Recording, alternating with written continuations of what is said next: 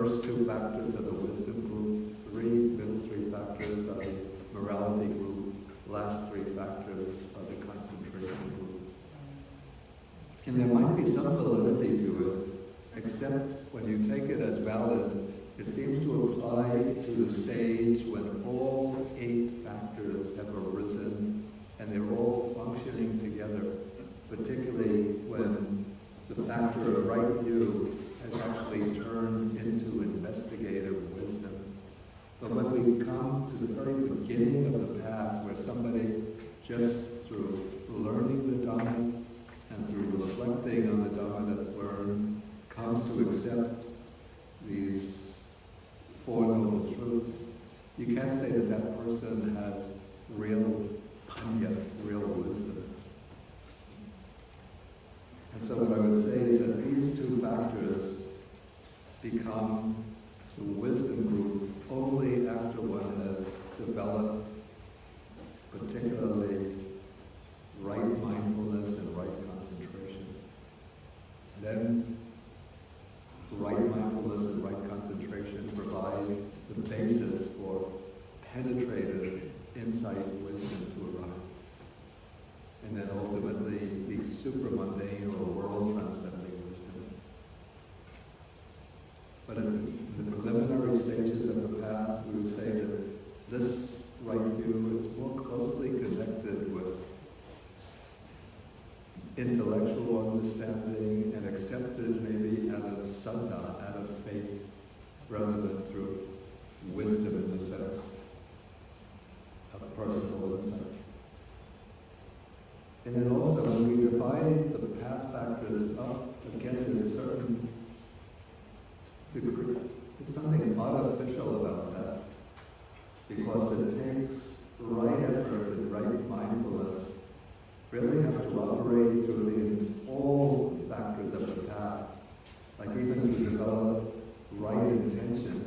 This takes some amount of effort and mindfulness, and even to observe right speech, right action, right livelihood.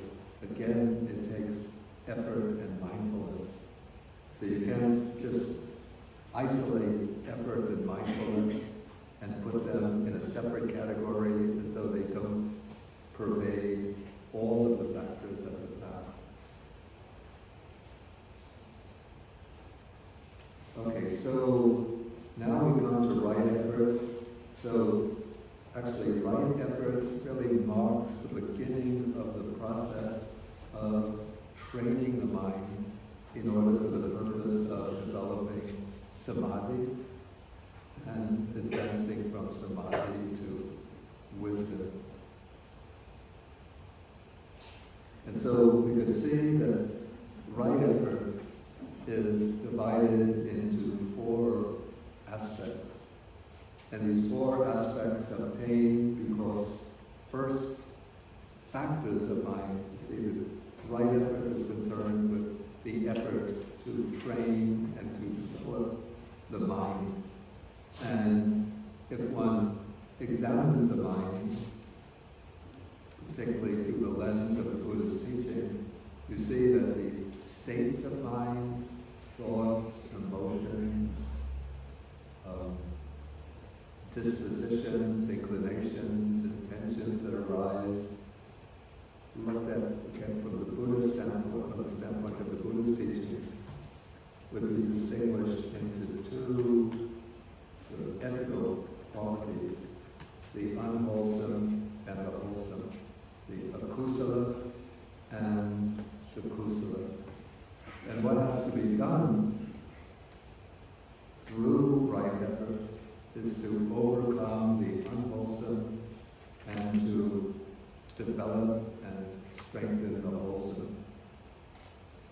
And so with regard to each of these, the unwholesome and the wholesome, there are 2 tasks that have to be performed. So with regard to the unwholesome, first, there are we all have sort of stored up in the deep stratum of the mind many unwholesome tendencies or inclinations which tend to come bubbling up in the form of thoughts and emotions and plans, intentions, desires, and to take control of the mind. And so part of right effort is to restrain the defilements, to restrain the unwholesome states, to prevent them from arising and coming to the surface and getting control of the mind. In a way, this is a little bit antithetical to what I've heard about some teachings in modern psychology, which is that one is supposed to let your mind go and let whatever is lying deep in the mind, let it come to the surface. Maybe there's a certain wisdom in that, if you have the mindfulness to stand back and to be able to observe what is coming to the surface. But if you don't have any ability to train the mind, if you don't know how to observe the mind, and then you let all of the buried tendencies come to the surface, then they can create havoc in the mind and just drive the mind mad. And so it has to restrain the defilements from emerging from the deep strata and coming and taking control of the mind.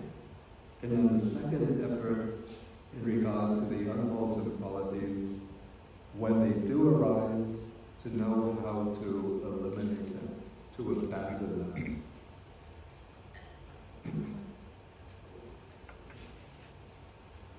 Okay, so those are the two projects, so to speak, the two right efforts in regard to the unwholesome qualities. We call these qualities the kilesa, the defilements. And then the opposite side are the right, wholesome states, which you could say that there are these potentials for the wholesome states in everybody's mind. So everybody has these potentials for developing these beautiful, pure, wholesome qualities. But what has to be done, the first effort, is to apply the method for developing them, for arousing them, for bringing them up into the mind, for awakening them from their slumbering condition and activating those wholesome potentials.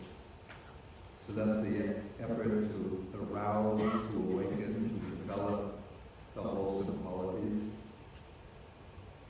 And then once the wholesome qualities appear, the fourth effort is the effort to sustain them, to maintain them. And not only to maintain them at a stable level, but to keep on increasing them and strengthening them, fortifying them, until they come to fulfillment of development. And so we find, I brought out two texts which speak about, which look at these four aspects of right effort. So the first of these, this is the stock formula, the standard formula that one will find in the sutta, the standard suttas on the Noble Eightfold Path. So here the Buddha is speaking about the four kinds of right striving. So the first, here the monk generates desire for the non-arising of unarisen, bad, unwholesome states. He makes an effort, arouses energy, applies his mind, and strives. And notice the way the explanation, it uses a series of almost synonymous terms. Like this is a characteristic feature of the Buddha's teaching in the suttas, sort of to convey the point, maybe to minds that are rather dull and have trouble understanding. You use a variety of near synonyms. So here first you have to generate that desire to prevent unwholesome states from arising. Without that desire, and the word here is chanda, without that desire, one wouldn't make the effort. So first one generates the desire, then one has to make the effort. This is vayamati. Then one arouses energy. Here we have the word viryam. Viryam avalabhati. So virya is that power or energy. That one uses. Then one exerts the mind or applies the mind. And then padapati, one strives, one is vigorous in the effort.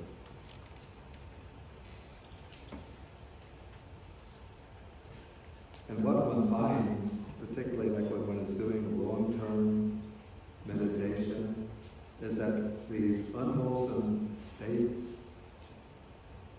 start to appear at subtler and subtler levels. And so for this reason, one needs very keen vigilance in observing the mind to make sure that what happens is that these defilements, they have this strange way of being very cunning, very sneaky, and just finding very subtle ways, little openings to exert themselves into the mind.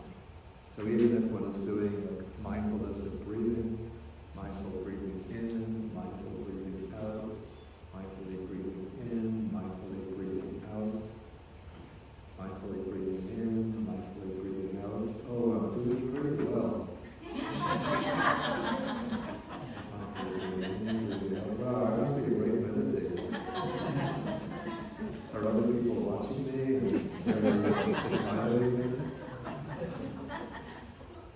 Maybe I should start teaching them. Hey, wait, that guy next to me, he's been coughing. He's making some noise. I wish he'd shut up. What the hell is he doing?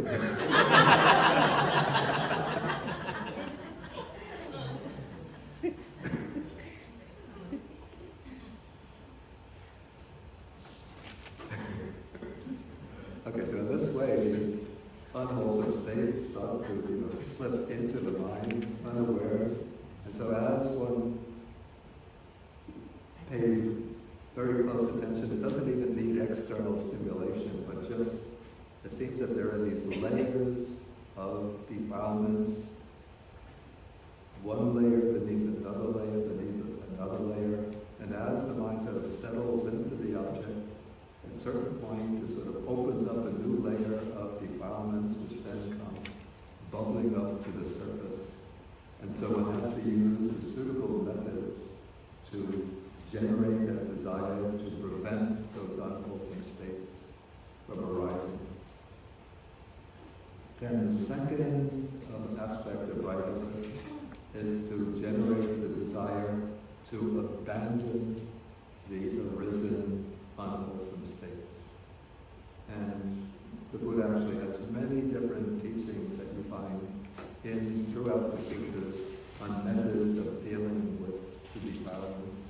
We're going to come to some of them tomorrow when we look into the 5 hindrances as we come to right mindfulness and right concentration. But just in general, it speaks about abandoning the arisen bad, unwholesome states. And then one has to one generates desire for the arising of these unwholesome states that have not yet arisen. One makes the effort.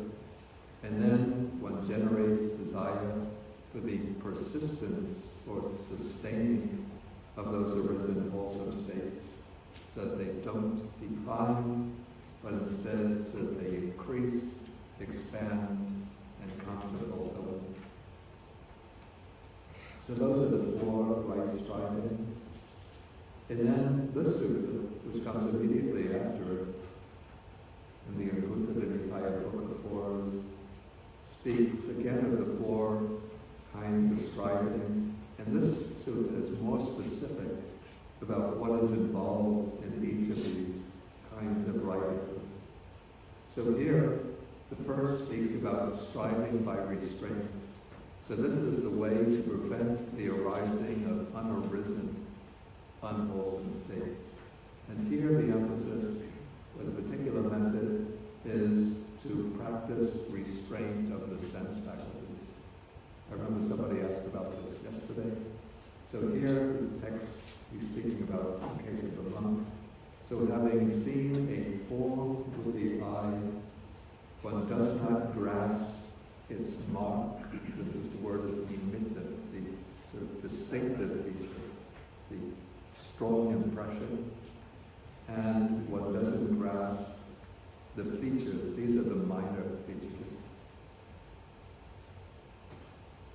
And so, for example, you might have a young monk in the village going on alms rounds. This is like the usual example. And then a nice young girl comes out from the house with some dishes of food to offer some food to the young monk. So first, if he's not exercising restraint over the eye, and first he grasps the general impression, beautiful young girl. Then from the general impression he goes to the features. Look at that nice hair. Look at the twinkle in the eyes. Pretty smile. Nice figure. Look at the feet. So it starts grasping upon the features. And so if he, in this way, if he leaves the eye faculty unrestrained, then unwholesome states, in this case longing or desire, might invade him. Or if it's something disagreeable, the dog comes out barking, woof, woof, woof, then maybe dejection overcomes the mind. And so the restraint in the senses doesn't mean that one doesn't see, doesn't pay attention, doesn't hear, but one doesn't grasp upon the general impression, the mark, and one doesn't dwell upon the specific features, the minor features.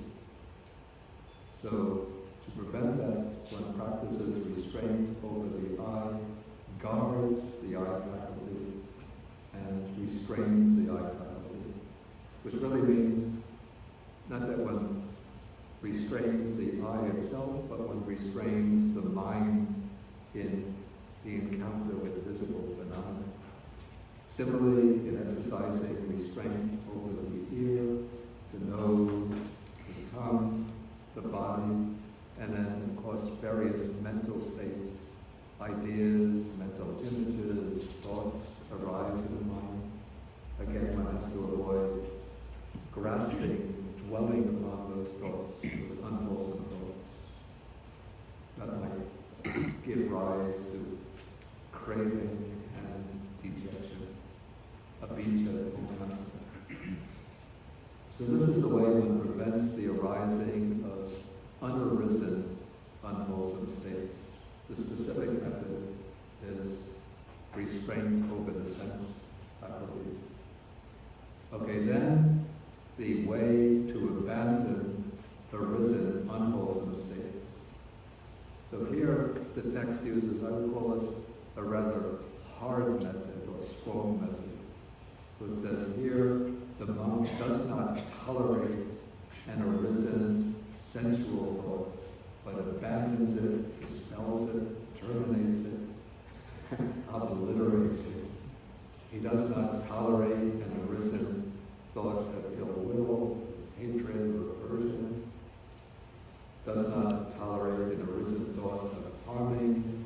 Does not tolerate any kind of unwholesome states that might arise, but he abandons them, dispels them, terminates them, and obliterates them.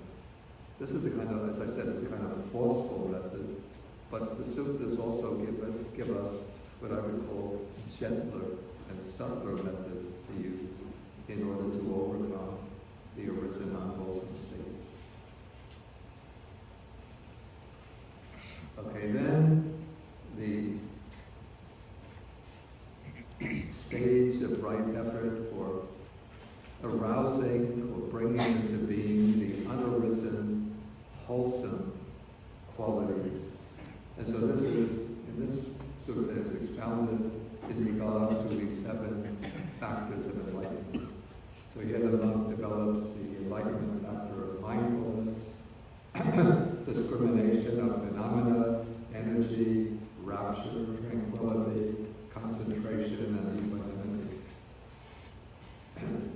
So that is called striving by development.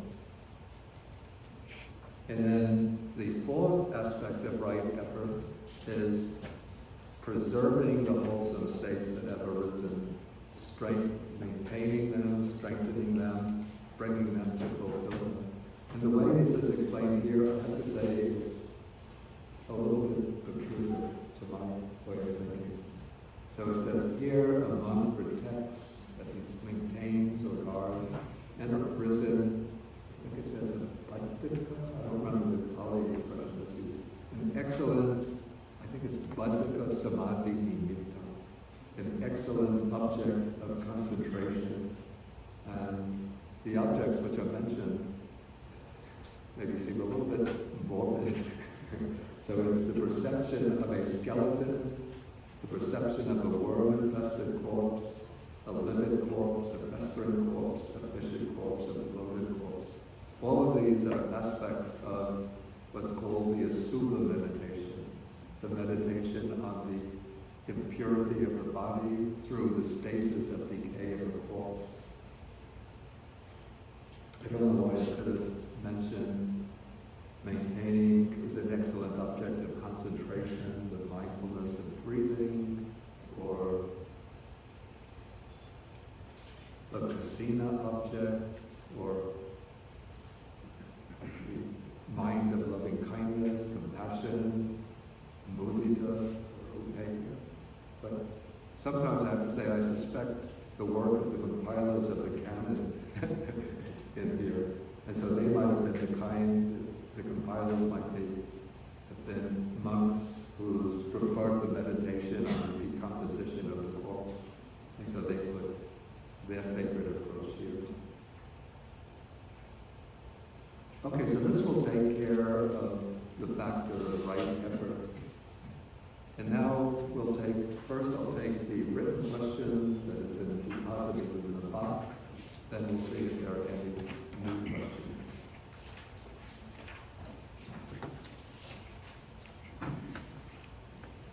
Okay, so here's the question. Okay, in the metta bhavana, loving kindness meditation we practiced yesterday, there was a place where we gave metta to the devas. Are we allowed to do so? Are we capable to do so? Since the devas are superior beings, would this be like a poor beggar giving money to the rich? Well, actually, when we practice metta, loving kindness, the ideal is to extend loving kindness to all sentient beings without exclusion, without discrimination. And so the devas are sentient beings too. It's not that they need our loving kindness, but this is the way to develop for ourselves a wholesome state of mind. And so we don't want to exclude the devas, but we also include them in the range of loving kindness. And even though the devas might be dwelling in great happiness and bliss in the heavenly realms, but they are also conditioned beings in bondage to the cycle of birth and death. So we also have to wish that they will be well and happy, and hope that they will, if they haven't encountered the Buddha Dhamma, that they will encounter the Dhamma and follow the way to liberation.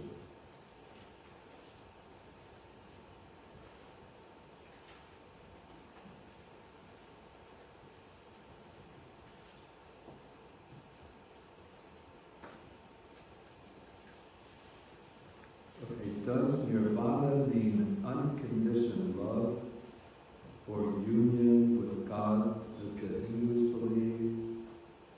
And what is the concept of God in Buddhism?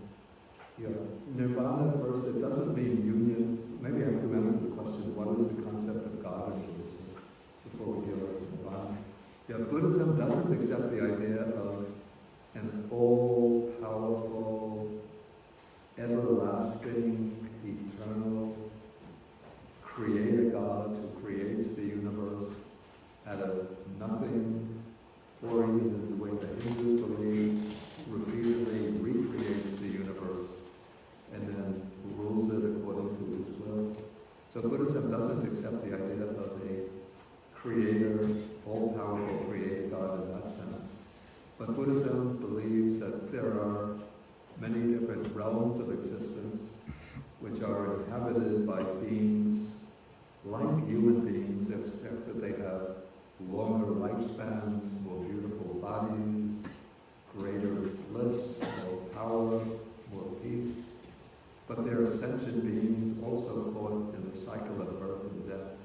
So these are beings that we call, at the lower levels, we call them devas, deities.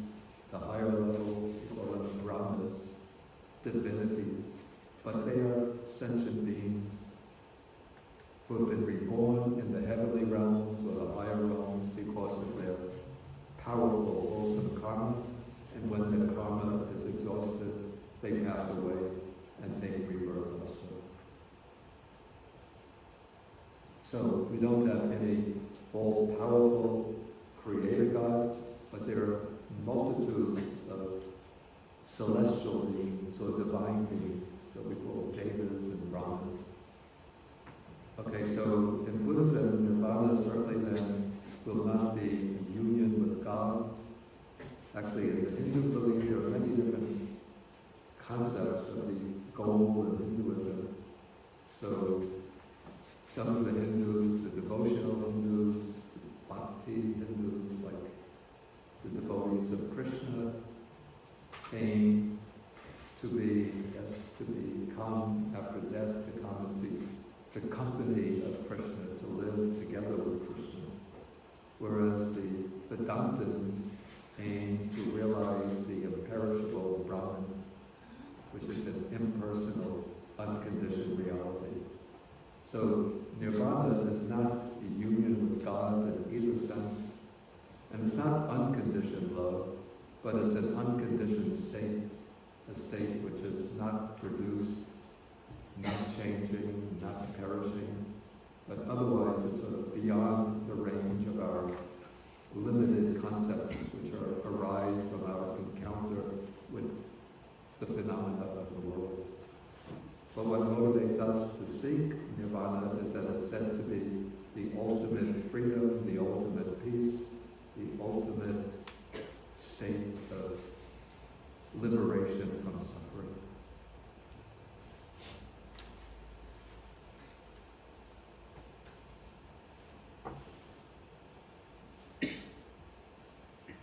Okay, next question. Does right view include getting rid of all 20 kinds of sakkaya ditthi? Actually, one doesn't really get rid of sakkaya ditthi until one reaches the first stage of enlightenment, which is the stage of stream entry. But when one has a conceptual right view through study of the Dhamma, or right view through developing insight, one knows that sakkaya ditthi is incorrect, that it's a distorted view. And so one will not accept any kind of view of self that falls within the categories of sakkaya ditthi. But one doesn't actually get rid of sakkaya ditthi until one makes the breakthrough to the first stage of realization. Then one cuts off the very tendency towards sakkaya ditthi.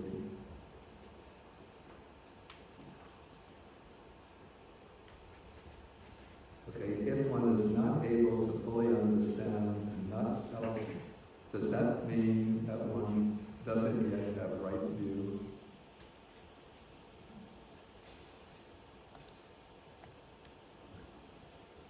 In fact, what I would say is that one could still have a preliminary right view, a provisional right view, a conceptual right view, even if one hasn't yet fully understood non-self. Because there are different ways of understanding non-self.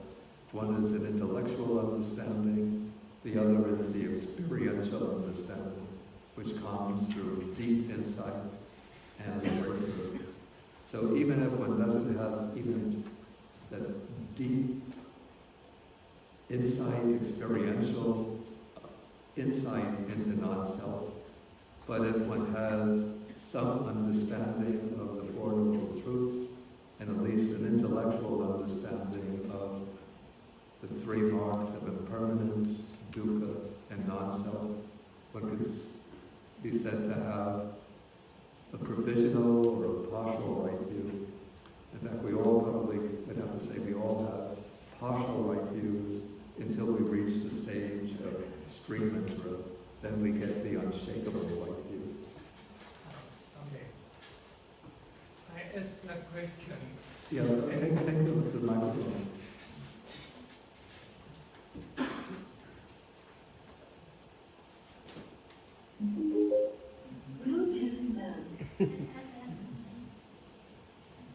I asked that question. It's a little bit like chicken and egg. You say that when you get to a stream entry and then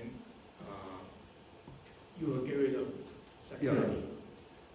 But then, is it that way, or is it that you have to get rid of that first before you can get into the stream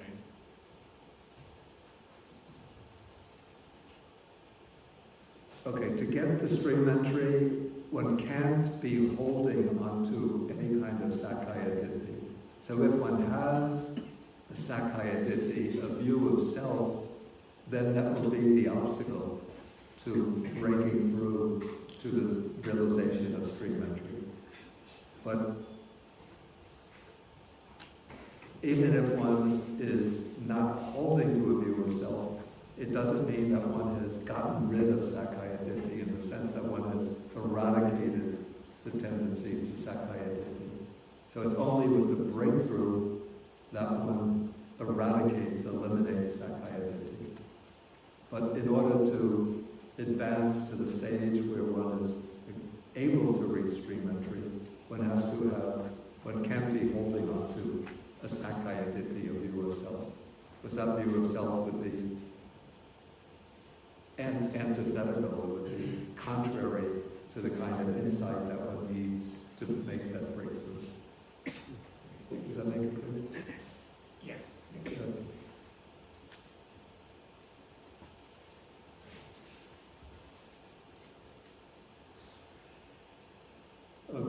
These questions about my publications, they're not so relevant. We have to keep the questions relevant to the presentation.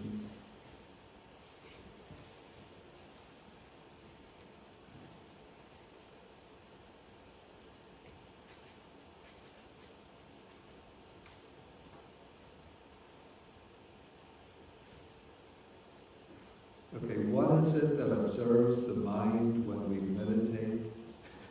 Is it another self? It's a good question, but of course it's not another self in the sense that there is some self there that's observing the mind.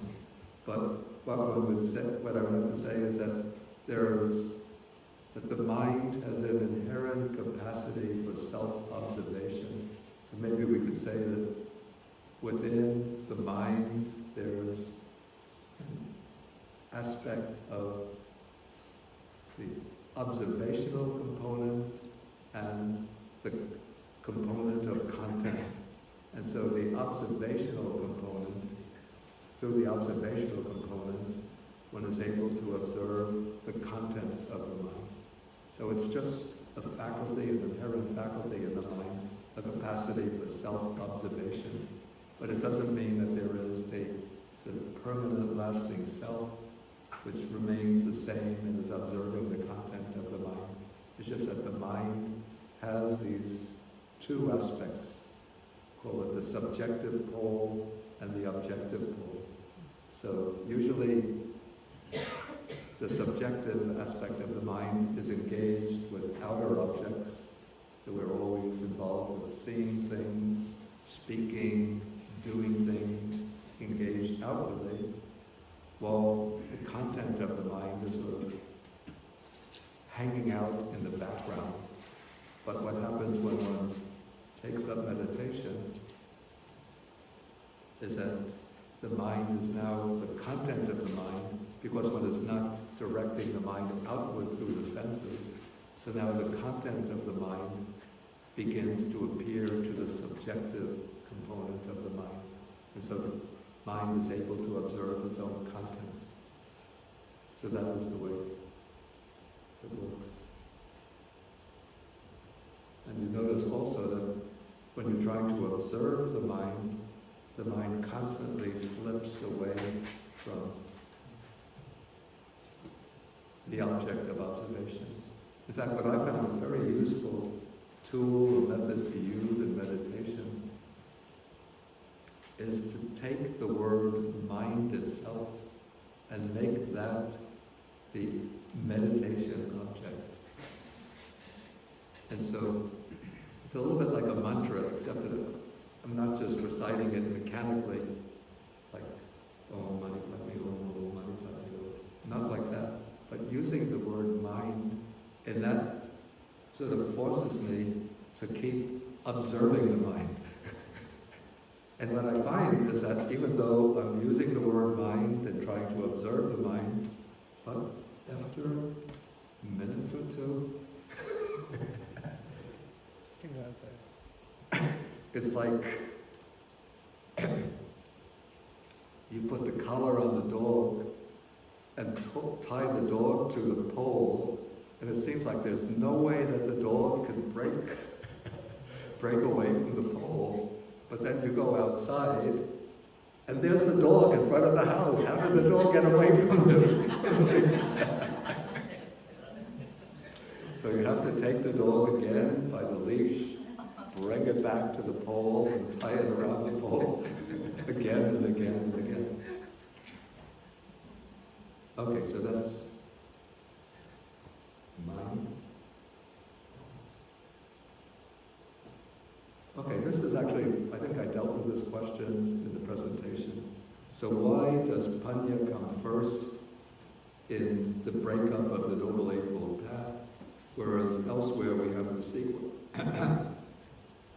the usual sequence, Sila, Samadhi, and Panya.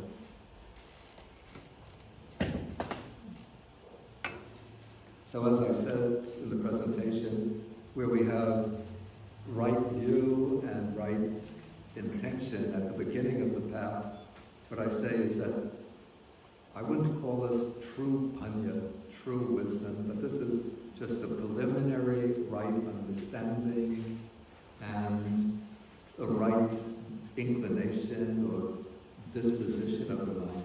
But real Panya arises only after the Sila is firmly established and after Samadhi is well established. Then Panya, in the sense of penetrative understanding or penetrative insight, can arise.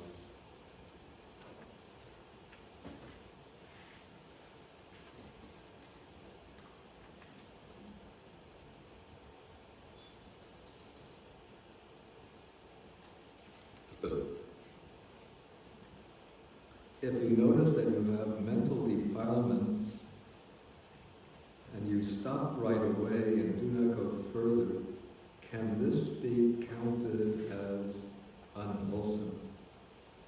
Okay, what one would say is that when the mental defilements arise, the defilements are unwholesome, but when you note the defilements and then prevent them from proliferating and unfolding and continuing to run wild in the mind, and then you, as the text says, you abandon, dispel, terminate, and obliterate them, then that would be considered wholesome. So you see, when you're training the mind, there's this constant sort of oscillation back and forth between the tendency for defilements to arise, or even, it doesn't have to be the gross, heavy defilements, but just random mental wandering, distraction, nonsense thoughts, irrelevant thoughts arising, and then being mindful of them and dropping them and bringing the mind back to the primary object. So that is the way the practice develops. So in this way, one is strengthening the wholesome factors of the mind, because whenever you bring the mind back to the primary object, then you are strengthening mindfulness and energy and moving towards concentration.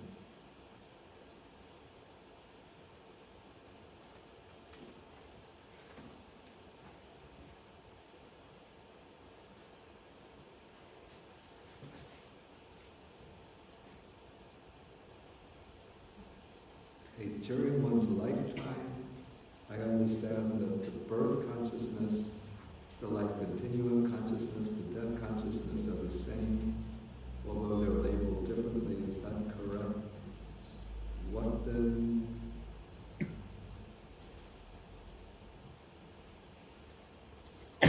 becomes the karma to the, I don't quite understand this question. But first, these questions pertain to the technical matter of the Abhidhamma analysis of the process of consciousness. And that's not the topic, I'm sorry, the topic of this retreat. So I'm going to have to pass out this question, because I want the questions to be relevant to the retreat. This will be a question appropriate for an Abhidhamma course. But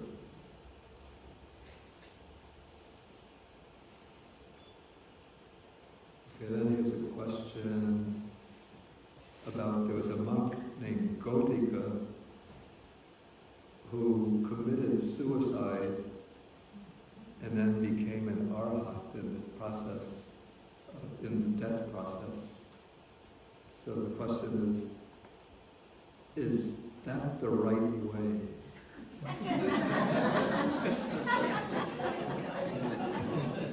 Okay, now this monk Godika, apparently, in fact the text says that he had reached some kind of superior, higher state. I don't remember the exact expression that was used, but he had an illness, and so he kept on falling away. And he was very keenly intent on gaining arhatship, gaining liberation. And yet because of that illness, he kept on falling away and couldn't progress. And then he thought to himself, let me see,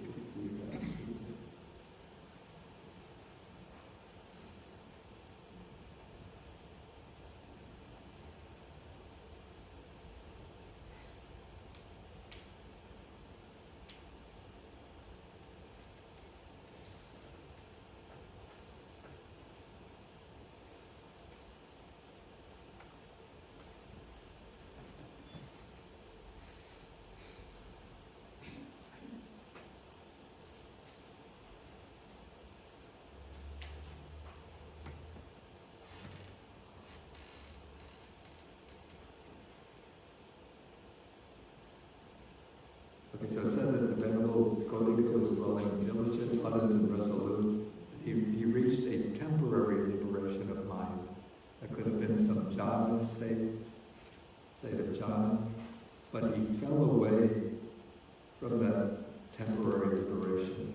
And this kept on occurring again and again, seven times. And apparently, I think according to the commentary, the reason he kept on falling away is because of a kind of illness, an incurable illness, which prevented him from maintaining that state.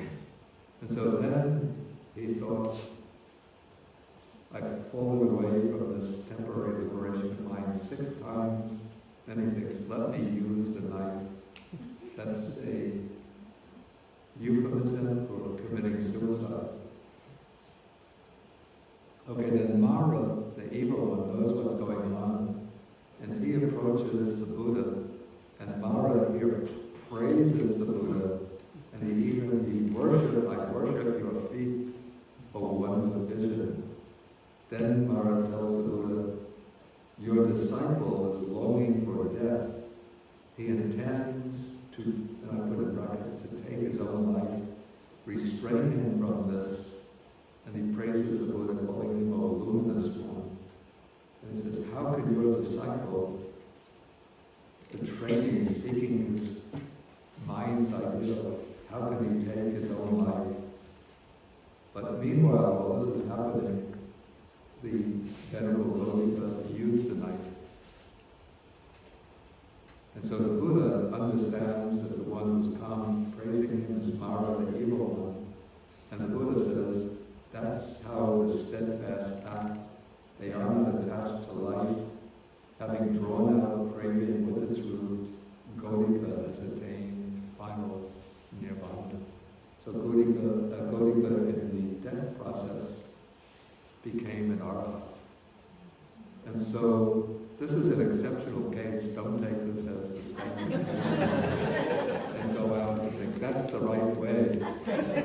So Gaudika was like on the verge, probably on the verge of arahantship.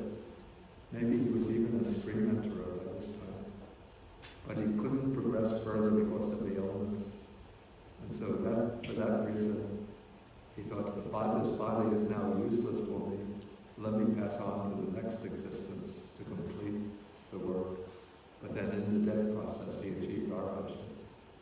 So maybe if you really have all of the supporting conditions for arahantship, maybe it would work. But otherwise, it's not the right way. Is it true for Vakali too? Vakali? Is it the same? Well, let's see, I think the story was quite similar for Vakali, I think so. But he jumps from a cliff and before reaching the ground, is that the one? No, Vakal is the one who did not have any, he was perfect in health. He was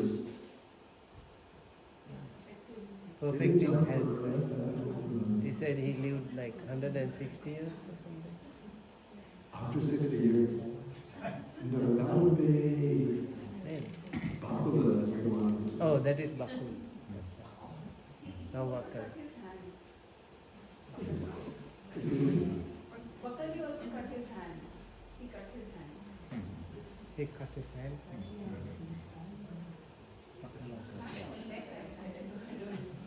But he killed himself.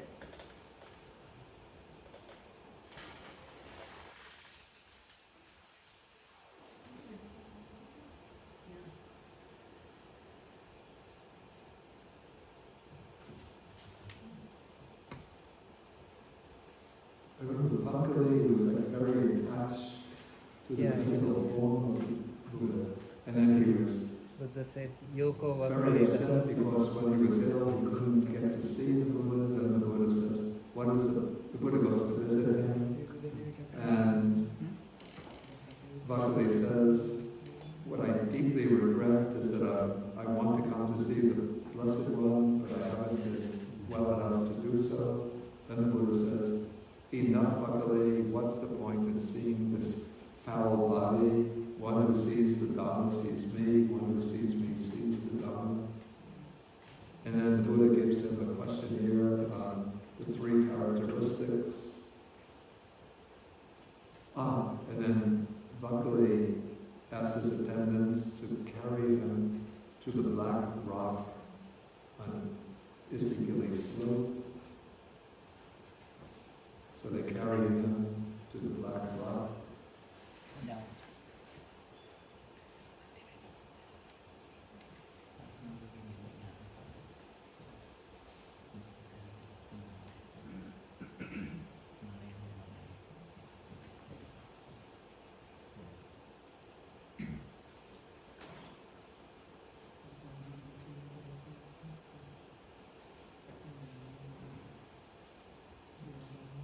No, it says that Vakali used the knife.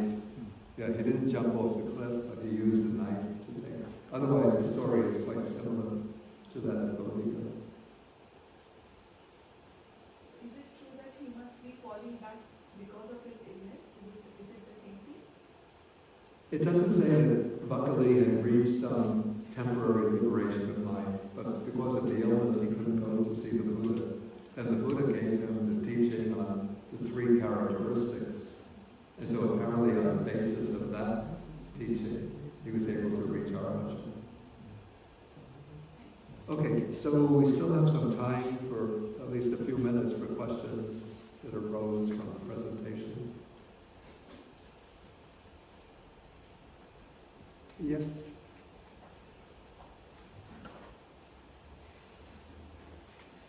Thank you, Gunther. I have a question about the formula for treating resentments that you went through. You mentioned the 5 steps suggested For dealing with resentment. with resentment. Yeah, yeah.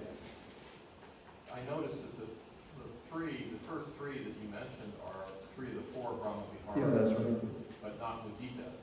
And the last 2 kama and disregard, Yes.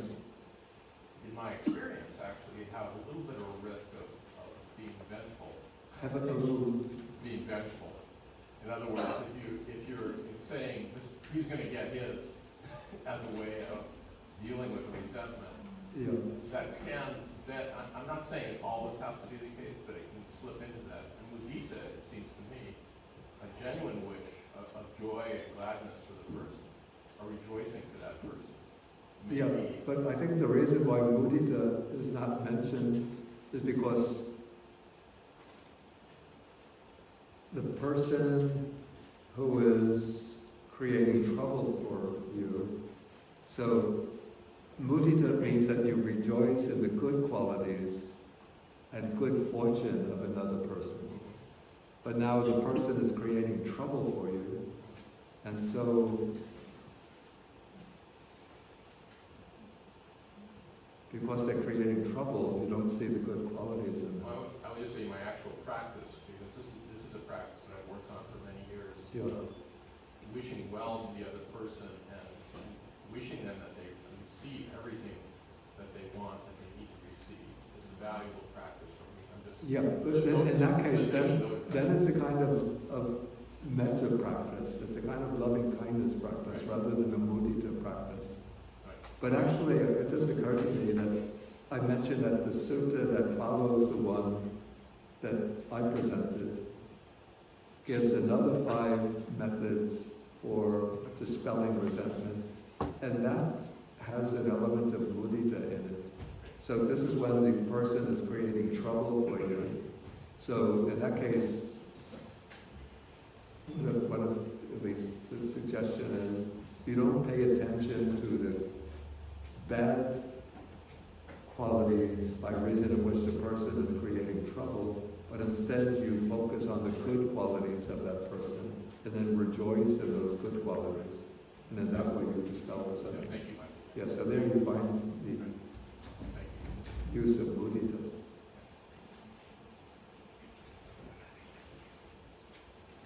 Okay, any further? We can take 1 or 2 more. Let's take the person all the way to the back. I don't think he's had a chance to address the question. Then we'll take you, and then I'm curious if you could maybe translate when you do your chant in the evening, at the end of the day, the dedicating of the merit in Pali. I'm not catching. When you do the merit at the end of the day in Pali, Yeah. I'm curious if you could share a few words in English what you're saying, the translation. I don't speak Pali, so Okay. I'm just curious if that would. Those verses, akasata chabumata. Yes. We have given the meaning today. We gave the Yeah, text. they're on the sheets Oh, okay. that were handed out. Yeah. Yeah. The only one I think that's not on that sheet is the one that I do at the very end, which I translate. It's dukha patachani dukha bhaya patachani bhaya sokha patachani sokha antu sapepi pani. May those afflicted with suffering be free from suffering. May those afflicted with fear be free from fear. May those afflicted by sorrow be free from sorrow. And may all beings be thus. Oh, that's Okay, and okay, please go, and then we take 1 in the back.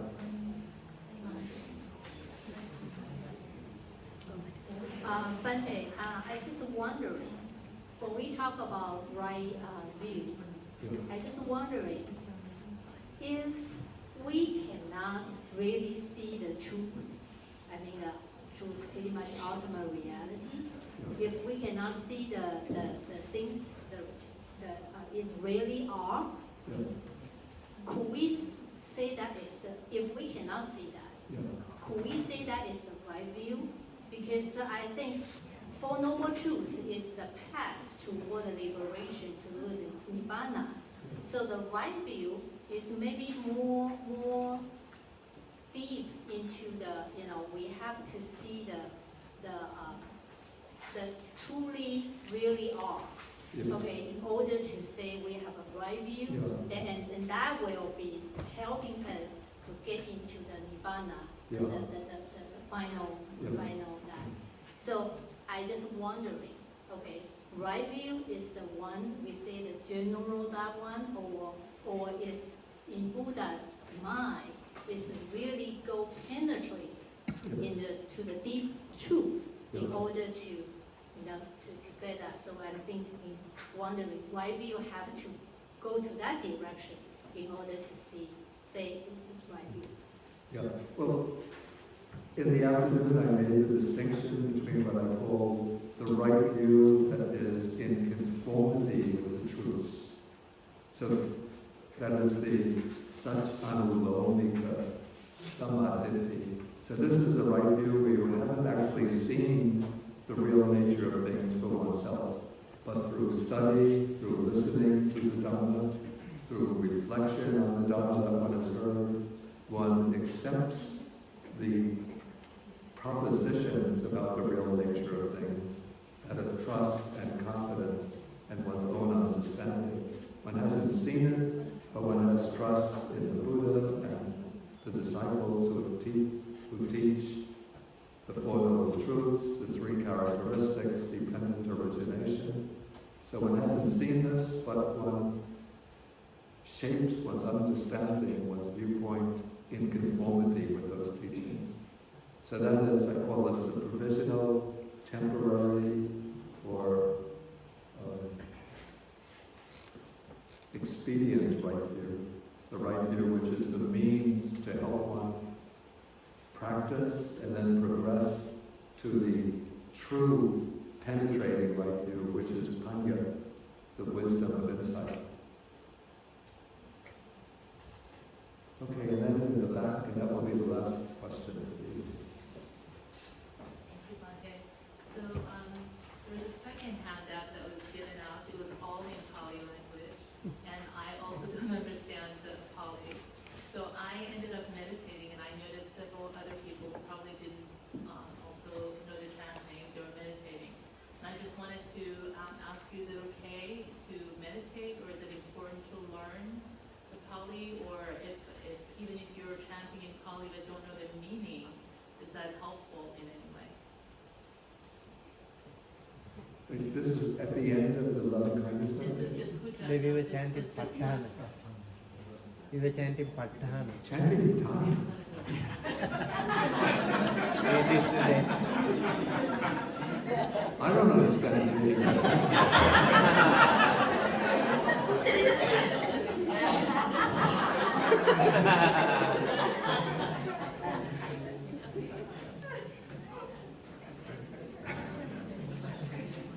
Yeah, this is fair. I went through this whole thing. Yeah. We did. Just chanting. Where can I study? You have routines? No, we were following Bhante Arya Dhamma, his recording. Oh, I see. The late Ariya. Yes, yes, yeah.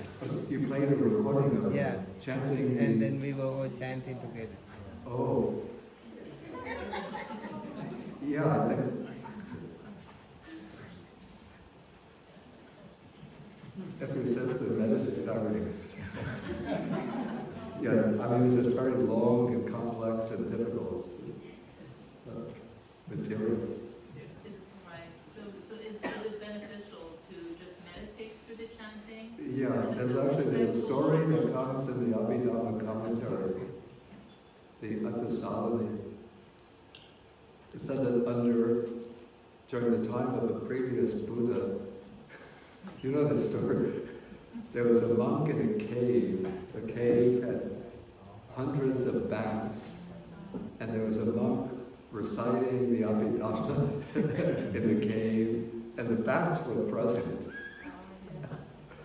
And because they were listening to the Abhidhamma, those bats during the time of our Gautama Buddha, those bats were reborn as human beings, and they became monks, and they became disciples of Venerable Buddha, disciples who were specializing in the Amitabha. So if a bat could get a benefit from listening without understanding it, then I would assume